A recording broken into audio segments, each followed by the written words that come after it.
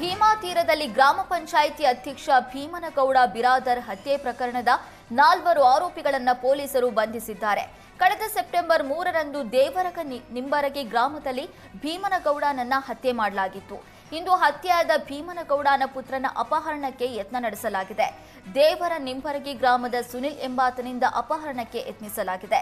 ನಿನ್ನ ಅಪ್ಪನನ್ನ ನಾವೇ ಮರ್ಡರ್ ಮಾಡಿದ್ದೇವೆ ಅಂತ ಬಾಲಕನಿಗೆ ಆವಾಜ್ ಹಾಕಿದ್ದಾರಂತೆ. ಇನ್ನು ಘಟನೆ ಖಂಡಿಸಿ ಚಡಚಣ ಕ್ರಾಸ್ ಬಳಿ ಗ್ರಾಮಸ್ಥರು ಪ್ರತಿಭಟನೆ ನಡೆಸಿದ್ರು. ರಸ್ತೆಯಲ್ಲಿ ಟೈರ್ಗೆ ಬೆಂಕಿ ಹಚ್ಚಿ ಆಕ್ರೋಶ ವ್ಯಕ್ತಪಡಿಸಿದ್ರು. ಭೀಮನಗೌಡ ಕುಟುಂಬಕ್ಕೆ ಸೂಕ್ತ ರಕ್ಷಣೆ ನೀಡಬೇಕು ಅಂತ ಒತ್ತಾಯಿಸಿದ್ರು.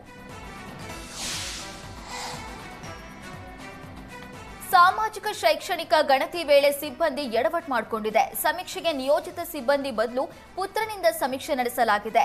ಹುಬ್ಬಳ್ಳಿಯ ಮನೋಜ್ ಎಸ್ಟೇಟ್ನ ಬಿಎಂ ರಾಯಲ್ ಗಾರ್ಡನ್ ಅಪಾರ್ಟ್ಮೆಂಟ್ನಲ್ಲಿ ಸಮೀಕ್ಷೆ ನಡೆಸುವಾಗ ಈ ಕೃತ್ಯ ಬೆಳಕಿಗೆ ಬಂದಿದೆ. ಸಮೀಕ್ಷೆಗೆ ಬಂದ ಯುವಕ ಮಾಹಿತಿ ಕೇಳೋದಕ್ಕೆ ಮುಂದಾದಾಗ ಅನುಮಾನ ವ್ಯಕ್ತವಾಗಿದೆ. ಸಮೀಕ್ಷೆಗೆ ಬಂದ ಯುವಕನ ಗುರುತಿನ ಪತ್ರ ತೋರಿಸುವಂತೆ ಸ್ಥಳೀಯರು ಒತ್ತಾಯಿಸಿದ್ದಾರೆ. ಆಗ ಯುವಕ ಮಹಿಳೆಯ ಭಾವಚಿತ್ರ ಅಂಟಿಸಿರುವ ಗುರುತಿನ ಪತ್ರ ಪ್ರದರ್ಶಿಸಿದ್ದಾನೆ. ತನ್ನ ತಾಯಿಯ ಬದಲು ಸಮೀಕ್ಷೆಗೆ ಬಂದಿದ್ದಾಗಿ ಹೇಳಿಕೊಂಡಿದ್ದಾನೆ. ಈ ವೇಳೆ ಸ್ಥಳೀಯರು ಯುವಕನಿಗೆ ತರಾಟೆಗೆ ತೆಗೆದುಕೊಂಡಿದ್ದಾರೆ. ಚಿತ್ರದುರ್ಗ ಜಿಲ್ಲೆ ಹೊಳಲ್ಕೆರೆಯಲ್ಲಿ ಚಡ್ಡಿ ಗ್ಯಾಂಗ್ ಭೀತಿ ಸೃಷ್ಟಿಸಿದೆ. ಸಿದ್ದರಾಮಪ್ಪ ಬಡಾವಣೆಯಲ್ಲಿ ಹಲವೆಡೆ ಕಳ್ಳತನಕ್ಕೆ ಯತ್ನಿಸಿದ ಚಡ್ಡಿ ಗ್ಯಾಂಗ್ ಎಸ್ಕೇಪ್ ಆಗಿದೆ. ಚಡ್ಡಿ ಗ್ಯಾಂಗ್ ಓಡಾಡಿದ ದೃಶ್ಯ ಸಿಸಿಟಿವಿಯಲ್ಲಿ ಸೆರೆಯಾಗಿದೆ.